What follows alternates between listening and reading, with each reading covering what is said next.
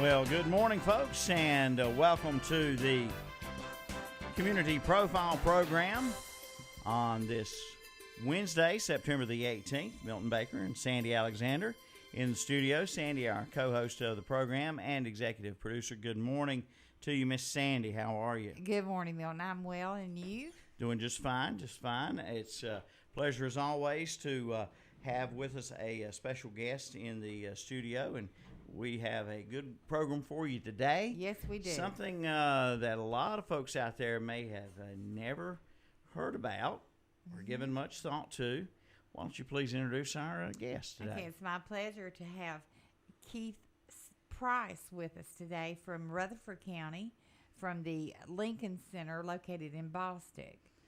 Keith, good morning to you. It's good to see you again. Thank you for a bright, sunny good morning and welcome here in Cherryville. I've been looking forward to this since you asked me to be here, and I look forward to a good dialogue with you folks because we've dealt with each other a little bit before, and it's been very, more than pleasant. It's been very mutually beneficial, I think. You are wearing a very patriotic shirt today. For those looking on ktcbroadcasting.com on the internet, you can see Keith's attire today, and he's on his shirt among the patriotic emblems there is the Lincoln Memorial, and we're here to talk about Abraham Lincoln today. And Keith, why don't you tell everybody about the Lincoln Center in Bostic and exactly what it is the Lincoln Center in Bostic stands for. Milton, thank you. Yes, this was a gift. This shirt was a gift, and I appreciate it because it does typify Lincoln in our memory of him, along with our rebirth of a nation that he represented. In Rutherford County, ever since 1860s, the war years, the story was brought that far forward from the time in the turn of the century in 1800s when Nancy Hanks came to the old Enlow home place there, which is on Puzzle Creek outside of Bostic, just a few miles. And there she had earlier lived as an adopted bondservant, but more treated like one of the family, one of the children of the Abraham Enlow family.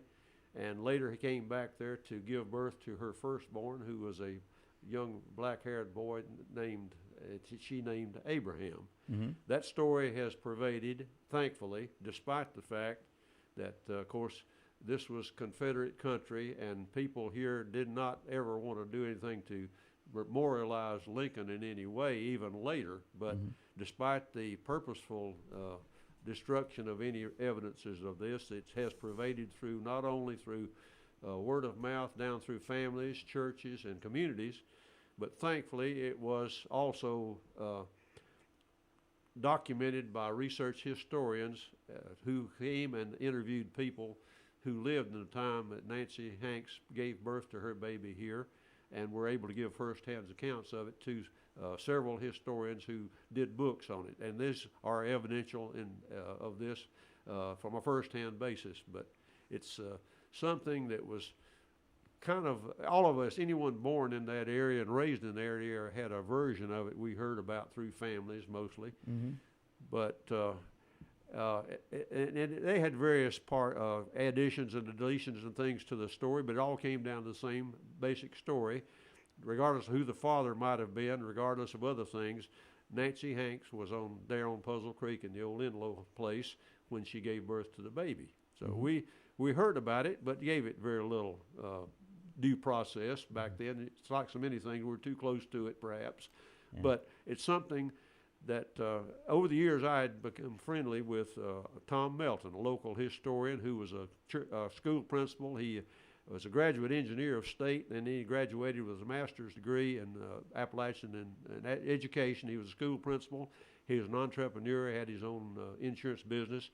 But through all that, he and his brother accumulated and preserved all the lore in that area, much of it about Abraham Lincoln being born there.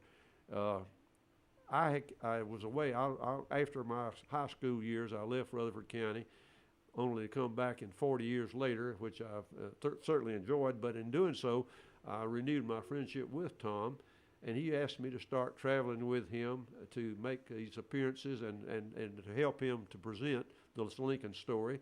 And I did that for several years, as I also made friends with Dr. Aaron Hyatt, who was a great historian, research historian all his life of Lincoln's background, and did so much to bring the information we now have. Mm-hmm. So that went on for a number of years, and then I began to realize how tenuous a thread this whole thing was hanging on. Yeah. Tom was losing his health. His brother Frank had just gotten killed in a tractor accident. Mm-hmm. Dr. Hyatt was, like all of us, getting older.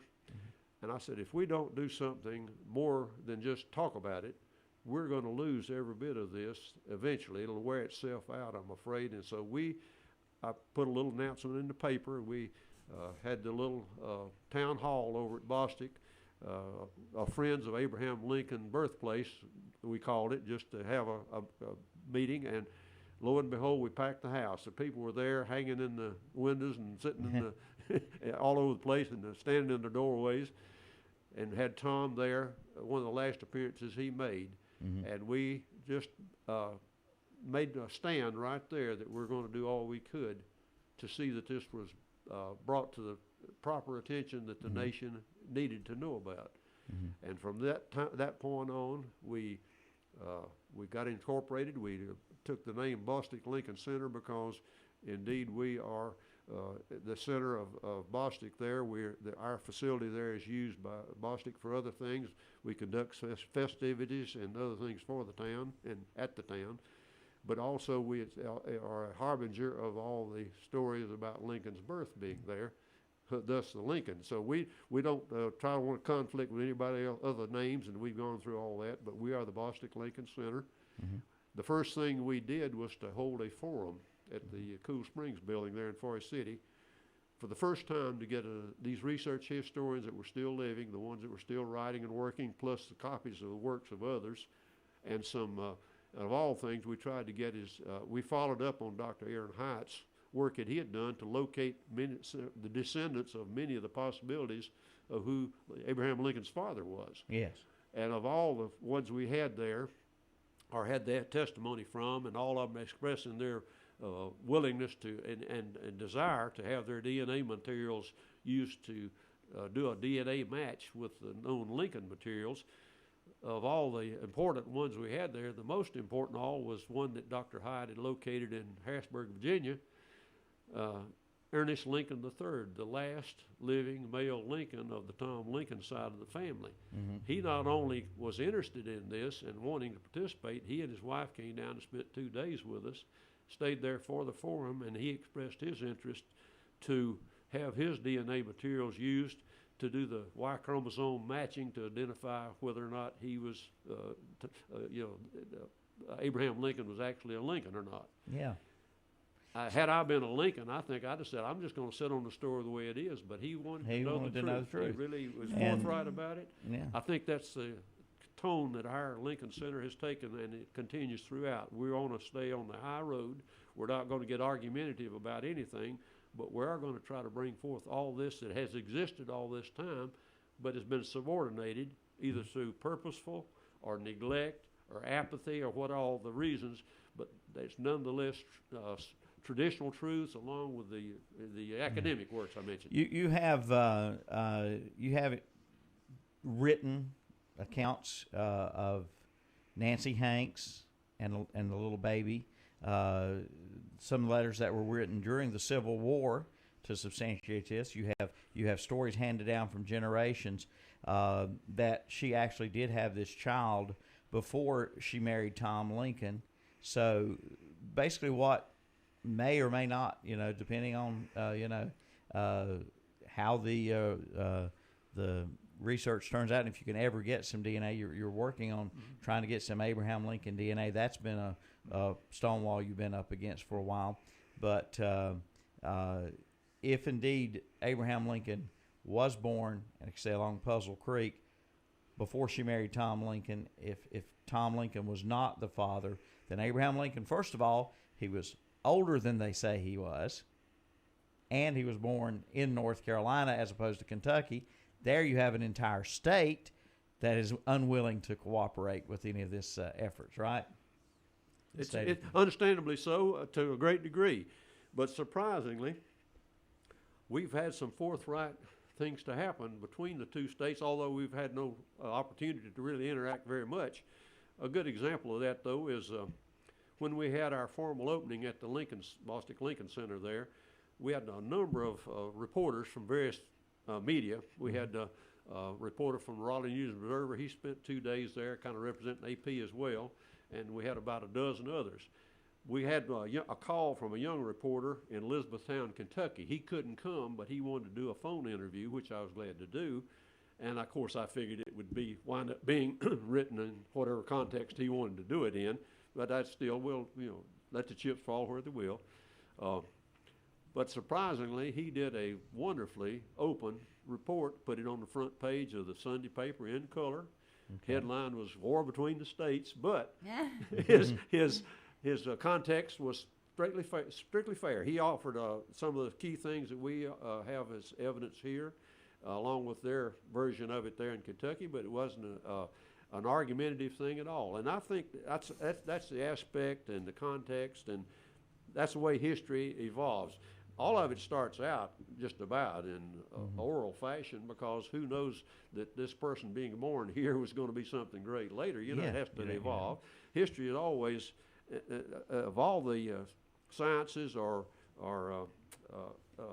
arts, artful sciences, history is the most flexible of all, because we're continually learning matter that we didn't know before, and as the means to transmit it and share it, such as the computer age, history is becoming more factual and more fortified than ever, and it changes constantly. But we're not out to take any kind of aggressive approach toward any other aspect. We're just wanting the facts of what was done here and what has been so well documented and so well preserved.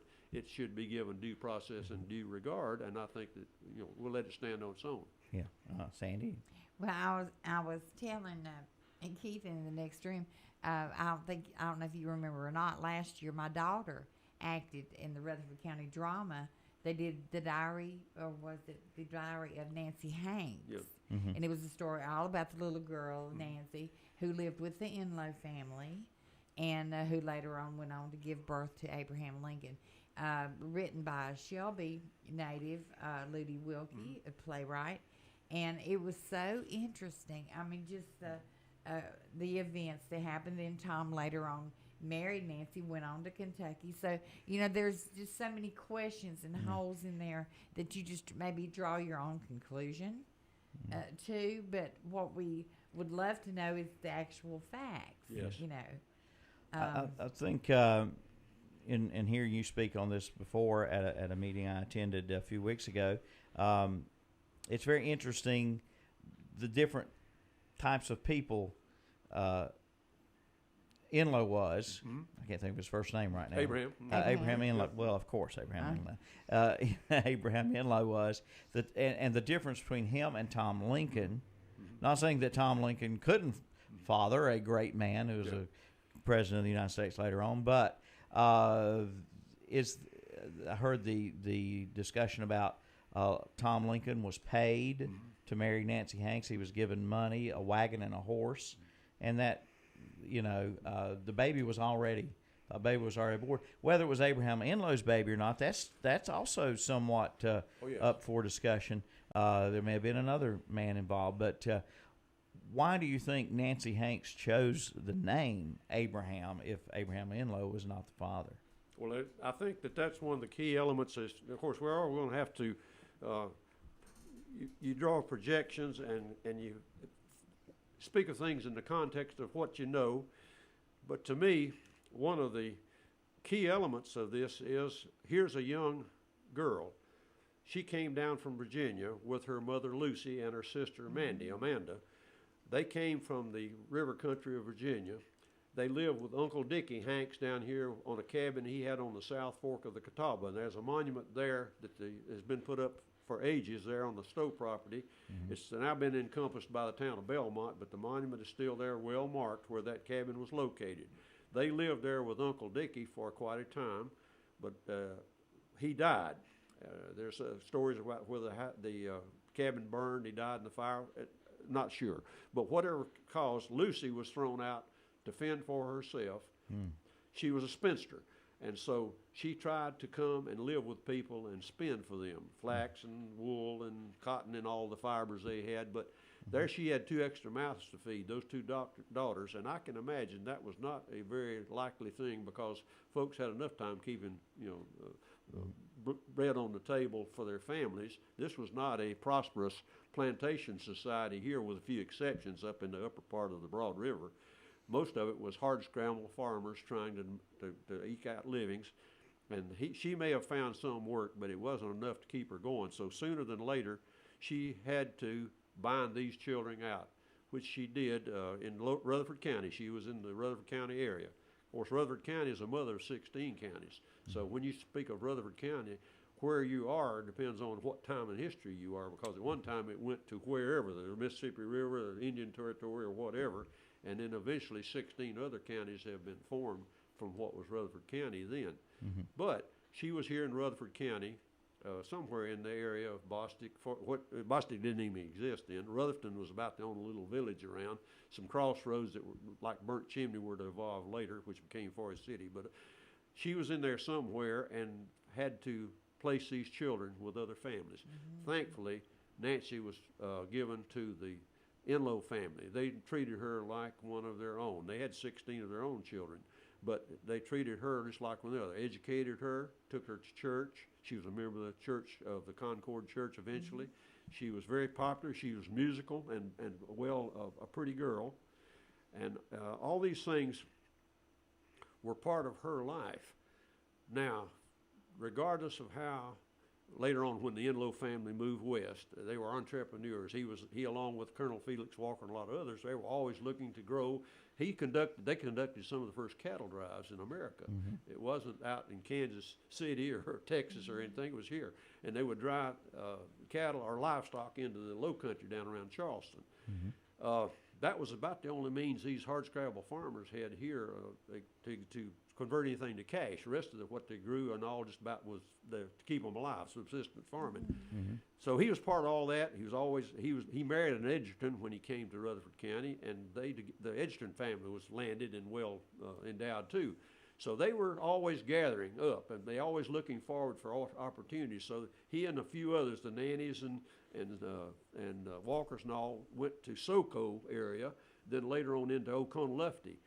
And at that point, Nancy, of course, had moved with them as one of the children. Mm-hmm.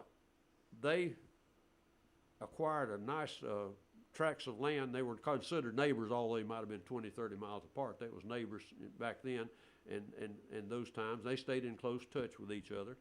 But at some point in time, Nancy was no longer welcome in that house. Well, there are versions of that, and we're trying to preserve them all. There at the Bostic Lincoln Center, we're not giving preferential due process to anything, but everyone. There happens to be a greater amount of the Enlow evidences, but that doesn't give them priority. We try to give them all equal. But whatever the case was, Nancy wound up birthing a child, and she did it at the old Enlow place on Puzzle Creek. Mm-hmm. For whatever reasons, a lot of reasons. But would a young girl, her firstborn, wouldn't she choose the name for that male child to be the person she held in highest regard, this guardian father figure who was Abraham Enlow? Not necessarily he was a father. In fact, I don't think, not probably. I think that's kind of a side possibility. He was someone that took her in and nurtured her and fed her. And she would name the child after the man she held in highest regard, mm-hmm. regardless so of everything else. Not necessarily the father. I don't think the fatherhood, paternity, a part of it, would certainly play into it or could, and we can talk about that endlessly. But I think that the primary naming of the child, in any case, any child, any woman, any mother would name that child after. In the case of a male, some male that she had in her life that meant the most. Yeah. Mm-hmm. So the facts are, Abraham Lincoln's mother was in the Rutherford County area. There's no disputing that. Mm-hmm. She had a child. Was that child Abraham Lincoln or not? That is the question right there.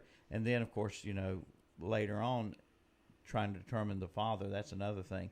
But the fact that Tom Lincoln came along, tell us a little bit about Tom Lincoln and how he came into the picture and sort of took Nancy Hanks and the child in. Right. As they were sort of, he was paid to do it, basically, to marry Yes. her and take over. There's a considerable gifting there that was a part of all that. A wagon, a team, and a sum of money, approximately $500, as best can be determined. Where did all that come from, and how was that passed on by Abraham Enlow to Tom Lincoln? There's several possibilities, but regardless of whether it came from Enlow himself, he was certainly probably able to do that. But if you think about the fact that Nancy was banished from the home there, not necessarily because it was any suspect that Enlow was or was not the father of the child, but she was no longer welcome there. I don't think he could have taken that kind of a gift without incurring a whole lot of wrath from Mrs. Enlow. This money going to this girl. There might be a third party involved, and that's where the John C. Calhoun story plays in, and it does with a pretty good authenticity.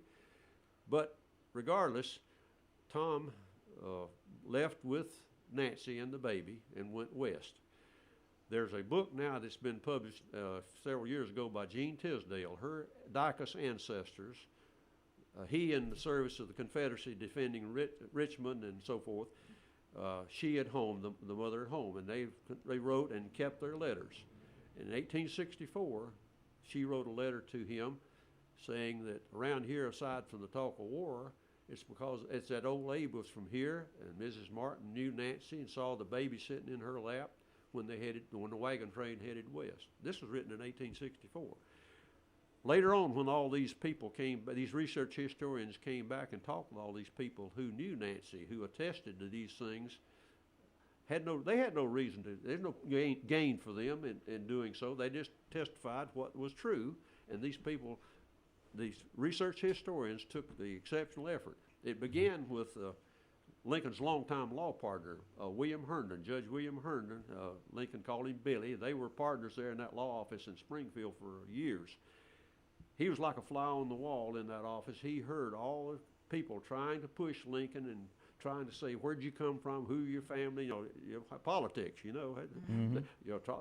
We've got that going on today. Where were you born, and who was your mother, and who was your father? Right. Well, back then it would have been political suicide for Lincoln to even be thought of as having an illegitimacy, what they call it illegitimate, what we'd call a single parent birth now.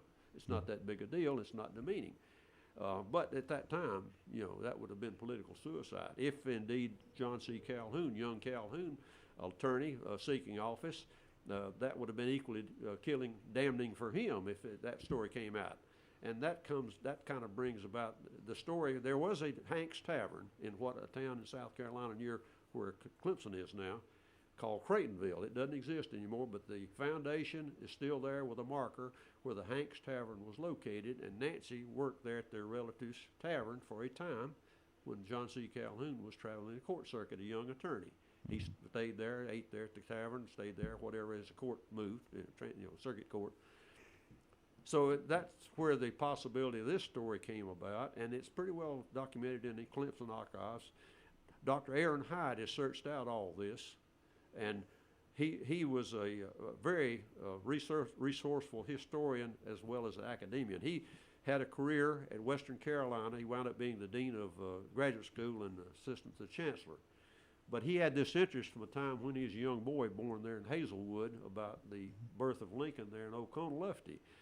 If you want to see the old Enlow home place there, that is now called the Mountain Farm Museum. It's operated by the National Park Service. As you drop off the parkway going into Cherokee, it's a national site there.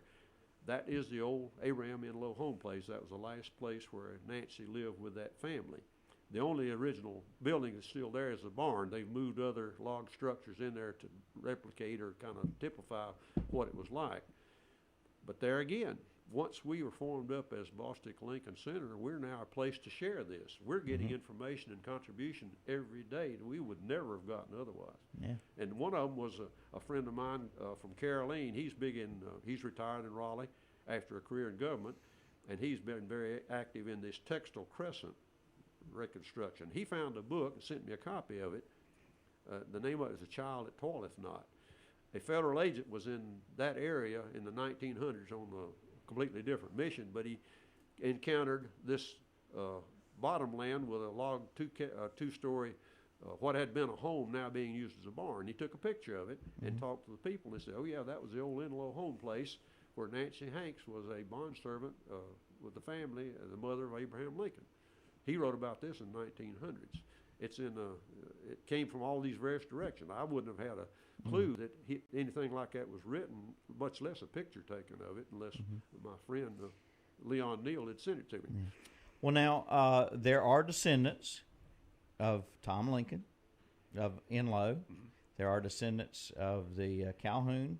And these people, if I understand correctly, are all willing to have DNA, testing done. The problem is getting DNA from the man of the hour, Abraham Lincoln. Yes. Tell us how that is a stumbling block of getting any Abraham Lincoln DNA. Dr. Aaron Heights, to be thankful for all of this. Now he's not going to ever be able to write this book I hoped he would write. He has medical challenges now, and what a great loss this is. But during all his lifetime of looking into the origins of Lincoln, from the time he was at Western Carolina, he retired there and became president of Macon College. He continued that there, Clemson Archives, other places. Then after that, he retired and became general secretary of Rotary International in Illinois. And he was able to get all this unique insight from all these various areas. Plus, he always thought if he could get into the inner workings of the Smithsonian, that would really solidify a lot of this. He gained enough political clout and had some influential people with Rotary and other things that were able to finally get him past the front gate, so to speak, in the Smithsonian, to really find out what they had to authenticate Lincoln's birth. They started backing up, saying, well, wait a minute now, the DNA may be contaminated, the blood stains at the site, what we have we can't authenticate as being uncontaminated. Someone else might have had this hat on, and their hair's in the hat as well as Lincoln's, and so they kind of backed up, and he was really taken aback by that and downhearted, to say the least. But they did make him aware of the Armed Forces Institute of Pathology in Washington, which is part of the Department of Health, but it's a military operation. They do all the identification on our fallen dead from all over the world and all the various wars to bring them back and identify them, and they're the leading edge, the most recognized. They have in their possession authentic, uncontaminated DNA-bearing materials of Abraham Lincoln. I don't know that all these other stories about somebody bought some blood-stained stuff here, and somebody, a while back, I think it was Fox News, came up with this real breaking story about the Armed Force, the Grand Army of the Republic Museum in Philadelphia had some Lincoln blood-stained clothing from the death scene. You got to get with them. We said, let's hold off. We've come that far before, only to bump into the lack of ability to authenticate. Totally. I mean, procedurally, state of the art. And so we've kind of let them know we're here. We'll like to work with you in any way, but let's keep going where we are, because I think in the final analysis, this Armed Forces Institute is going to be the one, once done, that would be given the due regard without question around the world. So Dr. Hite not only found that, he located all these male Y chromosome bearing descendants of these, as many of these stories as he could, and there were a lot, but he was the one that located this Ernest Lincoln III. So it's kind of down to this. Please, the board of directors is not going to authorize it till politically we can get this strength to get it done. So we're going to keep trying to build popular support, political support. Events like this that you're giving, this opportunity you're giving us right now is very key to all of this, and much appreciated. I think this is the only way a lot of times the only thing going to happen is grassroots, and I think this is a classic case of it. Well, you're getting your message out. You're in Rutherford County. Our signal reaches into Rutherford County, but you're getting your message out here on the radio stations to 16 or more counties and on the internet around the world. This is unique. And this is probably the first time a lot of folks out there have heard this. Granted, this is the South, Abraham Lincoln, maybe to a lot of folks, still not that popular in the South. Very much so. But what is to gain if you do prove once and for all definitively, hey, Abraham Lincoln was born in Rutherford County in a place called Puzzle Creek. It's not going to change who he was. It's not going to really change the history of what happened, but it's just there to be known. Exactly. I think all of us who've picked up on this, all at every stage through all this, we at some point in time would say the same thing the skeptic would. So what? So what? Yeah. What difference does it make? Well, our point is this. First of all, this was a Wild West. Right through here was where the old wagon road came down from Pennsylvania. People were coming west, trying to find a way across the mountains to have a chance at something to call their own for the first time, to have something called freedom they really didn't understand, but they were willing to risk it all. Indians, malefactors, bad government, everything in the world.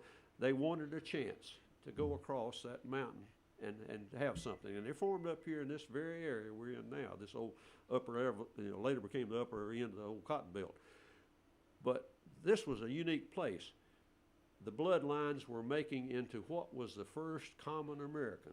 Mm-hmm. They didn't descend from any landed gentry that wound up with the big plantations or the big Boston manufacturing and banking and investments. This was a grassroots, hardscrabble American created here, and we are all what our genetics make us. Mm-hmm. You can cut it any way you want to. We're a product of our genetics, the family, first of all, of course, and the community from which they sprang. Mm-hmm. We are formed so much, and that Lincoln, to us, is the epitome of the first common American who did ascend to that dream all the way to being the president. Mm-hmm. We don't try to memorialize him. So many people, Tom Lincoln just loved Lincoln. Tom Melton just loved Lincoln. He was a disciple of Lincoln. Carl Sandburg wrote that 7-volume prose poem is what it is. He honored Lincoln. He immortalized him. Mm-hmm. He wasn't about what he came from. He was about what he became. Yeah. But to us, it would be one of the most healing things, the most meaningful things to this country, particularly in this very time when we're so torn apart again. Not a whole lot unlike the times that preceded the war between the states. We need to be brought together, and I don't know of a better thing right now to authenticate that Lincoln came from this Wild West, this melting pot of people trying to just eke out something and have something called their own and take all the chances to do it. Mm-hmm. I think it'd be one of the best things that could ever happen in this country. Yeah. And that's good to know to end on. There's so many other factions of this story we could go into, and we've got to have you come back and touch on some other things.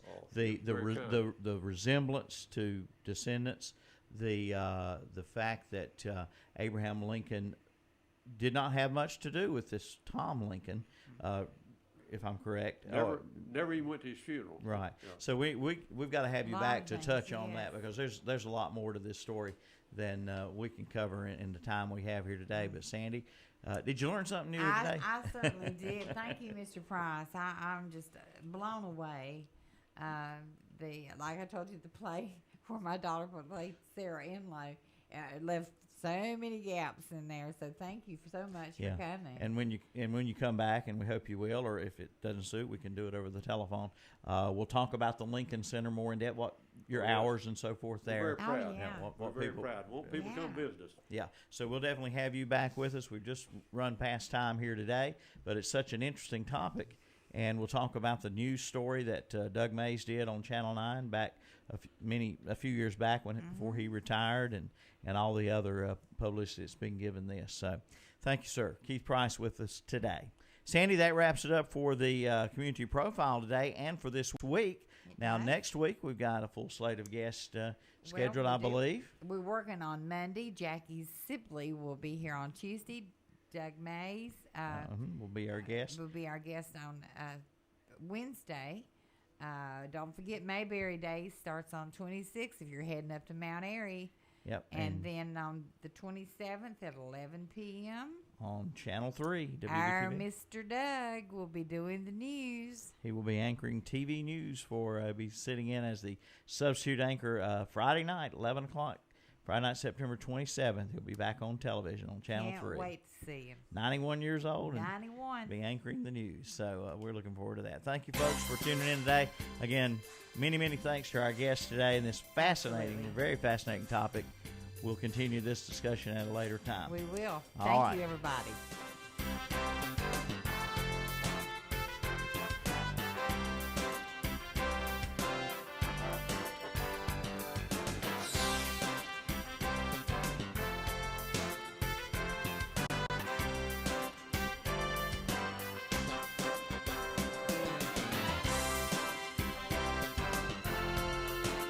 America. It's a free country. And we're proud to be in the land of free radio. Thanks for supporting our fee-free station. Big O Country, WHS Shelby, WLON Lincoln, and WCSL, Cherryville, Gastonia. Here's what's up in Cleveland, Gaston, and Lincoln counties, brought to you by the WhatsApp Chopper.